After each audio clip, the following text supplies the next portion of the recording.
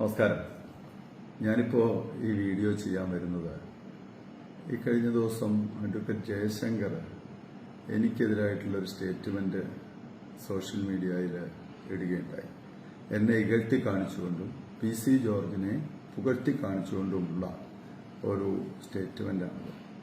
ആ മാന്യദേഹത്തോട് എനിക്ക് ആമുഖമായി സൂചിപ്പിക്കാനുള്ളത്, PC ജോർജിന്റെ കയ്യിൽ നിന്നോ അല്ലെ മറ്റാരുടെയും കയ്യിൽ നിന്ന് എന്തെങ്കിലുമൊക്കെ വാങ്ങി അച്ചാരം വാങ്ങിയിട്ടുണ്ടെങ്കിൽ ആ അച്ചാരമൊക്കെ അങ്ങ് കയ്യിൽ വെച്ചാൽ മതി, അത് എന്നോട് വേണ്ട എന്നാണ്. ഞാൻ കേരള നിയമസഭയിലേക്ക് എത്തിയത് പൂഞ്ഞാറിലെ ജനങ്ങളുടെ അംഗീകാരം നേടി തന്നെയാണ്, അല്ലാതെ ഓട് പൊളിച്ച് നിയമസഭയ്ക്കകത്ത് ഇറങ്ങിയ ആളല്ല. ഞാൻ കഴിഞ്ഞ 10-35 വർഷമായിട്ട് പൊതുരംഗത്ത് നിൽക്കുന്നുണ്ട്. കോളേജ് യൂണിയൻ തെരഞ്ഞെടുപ്പ് മുതൽ നിയമസഭാ തെരഞ്ഞെടുപ്പ് വരെ 16 തെരഞ്ഞെടുപ്പിൽ മത്സരിച്ചു. 16 തെരഞ്ഞെടുപ്പിലും ജയിച്ചു. ജയിച്ചത് ജനങ്ങളുടെ മനസാക്ഷിയുടെ അംഗീകാരം കിട്ടിയിട്ടാണ്. അത്വധ്വാനം ചെയ്ത് ഓരോ തവണയും ഏൽക്കുന്ന ചുമതലകൾ വളരെ കൃത്യമായും ഭംഗിയായും ജനങ്ങൾക്ക് ബോധ്യമാകത്തക്ക നിലയിലും ജനങ്ങൾക്ക് അനുഭവവേദ്യമാകുന്ന രീതിയിലും നടത്തിയത് കൊണ്ട് തന്നെയാണ് ഓരോ തവണയും ജയിച്ചത്. അതുകൊണ്ട് ജനങ്ങൾക്ക് വേണ്ടി എങ്ങനെ കാര്യങ്ങൾ നടത്തണം എന്ന് എനിക്ക് ക്ലാസ് എടുക്കാനൊന്നും അഡ്വക്കേറ്റ് ജയശങ്കർ പോരണ്ട. ഇദ്ദേഹത്തിന്റെ സർട്ടിഫിക്കറ്റും എനിക്ക് ആ കാര്യത്തിൽ ആവശ്യമില്ല എന്ന് സൂചിപ്പിക്കാനായിട്ട് ആഗ്രഹിക്കുകയാണ്. അദ്ദേഹം വക്കീലാണെന്നാണ് പറയുന്നത്. ഞാനും വക്കീലാണ്. നിങ്ങൾ വക്കീലന്മാർക്ക് 2 രീതിയിലുള്ള അഭിപ്രായ പ്രകടനവും വാദഗതികളുമുണ്ട്. ഒന്ന്, 2 വശവും കേട്ടിട്ട് അത് പരിശോധിച്ച് നീതിപൂർവവും നിഷ്പക്ഷവുമായ വിലയിരുത്തൽ, വിധി തീർപ്പ്. അല്ലെങ്കിൽ ആരുടെയെങ്കിലും പക്ഷം ചേർന്ന് അവരോട് പണം വാങ്ങി, ഫീസ് വാങ്ങിക്കൊണ്ട് അവർക്ക് വേണ്ടി നടത്തുന്ന വാചക കസാക്ക്. ഇത് 2 ഞങ്ങൾ വക്കീലന്മാർ ചെയ്യുന്നു. ഇക്കാര്യത്തിൽ മാധ്യമപുങ്കവനായ അഡ്വക്കേറ്റ് ജയശങ്കർ ചെയ്തിരിക്കുന്നത് ഞാൻ രണ്ടാമത് പറഞ്ഞ രീതിയിലുള്ളതാണ് എന്ന് പറയാനായിട്ട് ഞാൻ ആഗ്രഹിക്കുക. കരിനിലം പശ്ചിമ റോഡിന്റെ സ്ഥിതി എന്ന് പറയുന്നത് അത് ഫണ്ട് അനുവദിച്ചിരുന്ന ടെൻഡർ നടന്ന ഒരു കോൺട്രാക്ടർ എടുത്ത ഒരു KV തോമസ് എന്ന് പറയുന്ന ആള്, അയാൾ പണി ഉപേക്ഷിച്ച് ഉഴപ്പ് ഇട്ടിട്ട് പോയി കഴിഞ്ഞ് പലതവണ റീടെൻഡർ ചെയ്തിട്ടും ആരും എടുക്കാൻ തയ്യാറായില്ല. അപ്പൊ അത് കഴിഞ്ഞ് തെരഞ്ഞെടുപ്പ് പെരുമാറ്റ ചട്ടം അടക്കമുള്ള തടസ്സങ്ങളും വന്നു. അപ്പൊ ആ സന്ദർഭത്തിൽ അയാളെ ടെർമിനേറ്റ് ചെയ്തിട്ട് പുതിയ റിവൈസ്ഡ് ഡയസിന് വേണ്ടി ഗവൺമെന്റ് കൊടുത്തിരിക്കുക. കാരണം തുകയും കൂടുതൽ വേണം. ആദ്യം അനുവദിച്ച തുകയേക്കാൾ കൂടുതൽ തുക വേണം. അങ്ങനെ ഒരിക്കൽ അനുവദിച്ചിട്ട് നടക്കാതെ വരുമ്പോൾ അധിക തുക കൂടുതൽ സർക്കാർ ബാധ്യത വരുമ്പോൾ അതിന് കൂടുതൽ സങ്കീർണമായ നടപടിക്രമങ്ങളും പരിശോധനയുണ്ട്.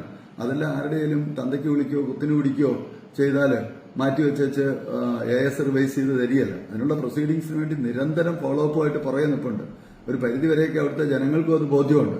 ഞാനത് പറയാൻ കാര്യം, ആ റോഡ് കരിനിലം കച്ചവും കുഴിമാവ് റോഡ് കടന്നു പോകുന്നത് മുണ്ടക്കയം കോരുത്തോട് പഞ്ചായത്തിലെ ഏതാണ്ട് 9-10 വാർഡുകളിലൂടെയാണ്. ഇത്രയും വാർഡുകളിലൂടെ കടന്നു പോകുന്നിടത്ത് ത്രിതല പഞ്ചായത്ത് മെമ്പർമാരായിട്ട് 10-12 പേരുണ്ട്. അതിൽ ഭൂരിപക്ഷം പേരും UDF-കാരാണ്. കോരുത്തോട് പഞ്ചായത്ത് പ്രസിഡന്റിന്റെ വാർഡ് ഉൾപ്പെടെ അവരും UDF-ആണ്. പക്ഷേ ഈ സമരത്തിന് ഈ ജയശങ്കർ വലിയ വാഴ്ത്തിപ്പാടുന്ന സമരത്തിന് വന്നത് എത്ര പേരാണെന്നറിയാവോ? കേവലം 30 പേര്. ഇല്ലെങ്കിൽ തെളിവ് ഞാൻ തരാം, അല്ലെ വീഡിയോ ഞാൻ തരാം, സംശയമുണ്ട്, അല്ലെ പോലീസിന്റെ വീഡിയോ ഉണ്ട്, പരിശോധിക്കാം. 2 ജനപ്രതിനിധികൾ, 2 തെറ്റിദ്ധരിക്കപ്പെട്ട വനിതാ ജനപ്രതിനിധികൾ. അതല്ലാതെ ഒരാളും ആ സമരത്തിലേക്ക് വന്നില്ല. അതാണ് ജയശങ്കറിനെ പോലെ ഒരാൾ ഇത്ര കൊട്ടിഘോഷിക്കുന്നത്. കാരണം ആ റോഡ് നന്നാക്കാൻ വേണ്ടി ഞാൻ അശ്രാന്ത പരിശ്രമം നടത്തുന്നുണ്ടെന്ന് ആ നാട്ടിലെ ജനങ്ങൾക്കറിയാം. ഏറ്റവും പെട്ടെന്ന് തന്നെ നടത്തിക്കൊടുക്കും. അതെന്റെ ചുമതലയാണ്. അതേക്കുറിച്ച് എനിക്ക് നല്ല ധാരണയുണ്ട്. ഇനി അതുമായി ബന്ധപ്പെട്ട് വേറെ ചില കാര്യങ്ങളോട് സൂചിപ്പിക്കാം. ഈ നിയോജക മണ്ഡലത്തിൽ ഞാൻ MLA ആയിട്ട് 3 കൊല്ലം കഴിഞ്ഞു. ഈ കാലയളവിനുള്ളിൽ ഏതാണ്ട് 150ഓളം PWD റോഡുണ്ട്. ഈ 150ഓളം PWD റോഡിൽ ഞാൻ MLA ആകുമ്പോൾ 90% റോഡും തകർന്നു കിടക്കായിരുന്നു. സംശയമുണ്ടെങ്കിൽ ആർക്ക് വേണമെങ്കിലും ഒന്ന് പരിശോധിക്കാം.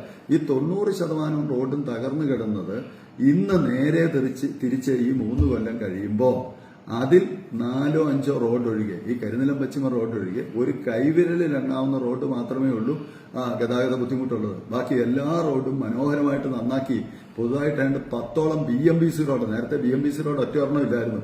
ഇപ്പൊ 10 BMBC റോഡുണ്ട്. ഈ നിലയിലേക്ക് 3 വർഷം കൊണ്ട് മാറി. അതായത് വലിയ സാമ്പത്തിക പ്രയാസമുള്ള കാലമാണ്. കോവിഡിന്റെ കാലമായിരുന്നു. പ്രളയങ്ങൾ അടിക്കടി ഉണ്ടായിക്കൊണ്ടിരിക്കുകയായിരുന്നു. ഇതിനെയെല്ലാം അതിജീവിച്ച് ഇതിനെല്ലാം മറികടന്നാണ് ഇത്രയേറെ വികസനം ഇവിടെ നടത്തിയത്. ഇതൊന്നും കാണാതെ സാങ്കേതിക പ്രശ്നമുള്ള ഒരു റോഡിന്റെ കാര്യത്തിൽ ഏതാനും ആളുകൾ നടത്തിയ ഒരു സമരത്തെ ഹൈലൈറ്റ് ചെയ്തുകൊണ്ട് ഒരു MLAയുടെ മുഴുവൻ പ്രവർത്തനങ്ങളും മോശമാണെന്ന്, അയാൾ കഴിവുകെട്ടവനാണ് എന്നും ജനങ്ങൾക്ക് പറ്റിയ കയ്യബദ്ധമാണ് എന്ന് പറയുമ്പോൾ അതിന്റെ പിന്നിൽ അടങ്ങിയിരിക്കുന്ന ചേതോവികാരം എന്താണെന്ന് മനസ്സിലാക്കാനുള്ള സാമാന്യ ബുദ്ധി പൂഞ്ഞാറിലെ ജനങ്ങൾക്കുണ്ട് എന്ന് പറയാനായിട്ട് ആഗ്രഹിക്കുക. ഇനി ഇദ്ദേഹം വലിയ പുകഴ്ത്തി പറഞ്ഞ മാധ്യമപുങ്കവനായ ജയശങ്കർ വലിയ പുകഴ്ത്തി പറഞ്ഞ PC ജോർജിന്റെ ചില വികസന നേട്ടങ്ങൾ കൂടി ഞാനൊന്ന് സൂചിപ്പിക്കാം. ഈരാറ്റുപേട്ട വാഗമൺ റോഡ് കേരളത്തിലെ തന്നെ പ്രധാനപ്പെട്ട ടൂറിസ്റ്റ് റോഡാണ്. ആ റോഡ് കഴിഞ്ഞ 30 വർഷമായിട്ട് തകർന്നു കിടക്കുകയായിരുന്നു. ഒരു വാഹനത്തിനും പോകാതെ നിങ്ങളുടെ വീഡിയോയിൽ പറയുന്നത് പോലെ നടുവൊടിയുക മാത്രമല്ല അതിനപ്പുറത്ത് കിടപ്പിലായി പോകുന്ന രീതിയിലായിരുന്നു ആ റോഡിന്റെ സ്ഥിതി.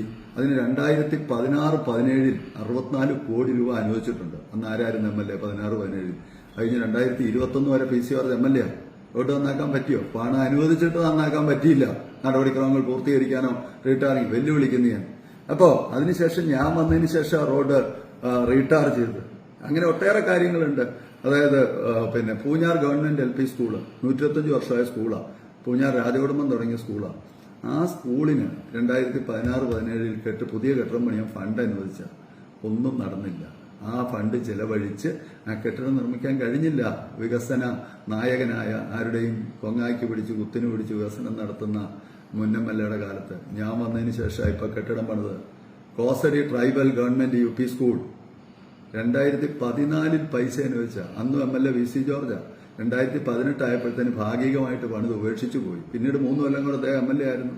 അതിനുശേഷം ബാക്കി ഫണ്ടും അനുവദിച്ച് ആ കെട്ടിടം പൂർത്തീകരിച്ച് ഉദ്ഘാടനം ചെയ്ത് ഞാൻ വന്നതിന് ശേഷമാണ്. പനക്കച്ചിറ ഗവൺമെന്റ് സ്കൂളിന് 21 ലക്ഷം രൂപ ഒന്നാം ഗഡുവായി സ്കൂൾ കെട്ടിട നിർമ്മാണത്തിന് 2015 കൊടുത്തതാണ്. ആ 15 കൊടുത്ത രൂപ ഉപയോഗിച്ചുകൊണ്ട് ഇപ്പോഴും ആ പൈസ ഹെഡ്മാസ്റ്ററുടെ അക്കൗണ്ടിൽ കിടപ്പുണ്ട്. പനക്കച്ചിറ ഗവൺമെന്റ് സ്കൂളിന്റെ ഹെഡ്മാസ്റ്റർ ഞാൻ വന്നു കഴിഞ്ഞ് പുതിയ തുക അനുവദിപ്പിച്ച് 2 കോടി രൂപയുടെ കെട്ടിടം പണി തീർത്തു. ഇപ്പൊ 21 ലക്ഷം രൂപ മറ്റ് കെട്ടിടങ്ങളുടെ അറ്റകുറ്റപ്പണിക്ക് വേണ്ടി വിനിയോഗിക്കാൻ വേണ്ടി ഗവൺമെന്റ് ഉത്തരവായി ആയിരിക്കുക. ഈ നിലയിലാണ് തീക്കോയി ടെക്നിക്കൽ സ്കൂള് 40 കൊല്ലം വാടക കെട്ടിടത്തിലായിരുന്നു. ഇപ്പൊ 7.5 കോടി രൂപയുടെ പുതിയ കെട്ടിടം മനോഹരമായിട്ട് പണി പൂർത്തീകരിച്ചു. മറ്റൊറ്റേകം കാര്യങ്ങൾ എല്ലാത്തിലും ഞാൻ പോകുന്നില്ല. ഞാൻ ഒരു കാര്യം മാത്രം സൂചിപ്പിക്കാൻ ആഗ്രഹിക്കുന്നു. ഒരു പരസ്യ സംവാദത്തിന് ശ്രീ ജയശങ്കർ മോഡറേറ്റർ ആയിക്കോട്ടെ. അദ്ദേഹം PC ജോർജിനെ പുകഴ്ത്തുന്നയാളും ഞാൻ കഴിവുകെട്ടവനാണെന്ന് വിശ്വസിക്കുന്ന ആളും കരുതുന്ന ആർക്കൊക്കെയോ വേണ്ടി ആരുടെയൊക്കെയോ മെഗാഫോണായിട്ട് ആരുടെയോ ചട്ടുകയായിട്ട് പറയുന്ന ആളാണല്ലോ. അദ്ദേഹത്തെ ഞാൻ വെല്ലുവിളിക്കുന്നു. അദ്ദേഹം മോഡറേറ്റർ ആയിക്കോട്ടെ, ഞാനും വരാം. പക്ഷെ PC ജോർജിനെ കൂടെ വിളിക്കണം.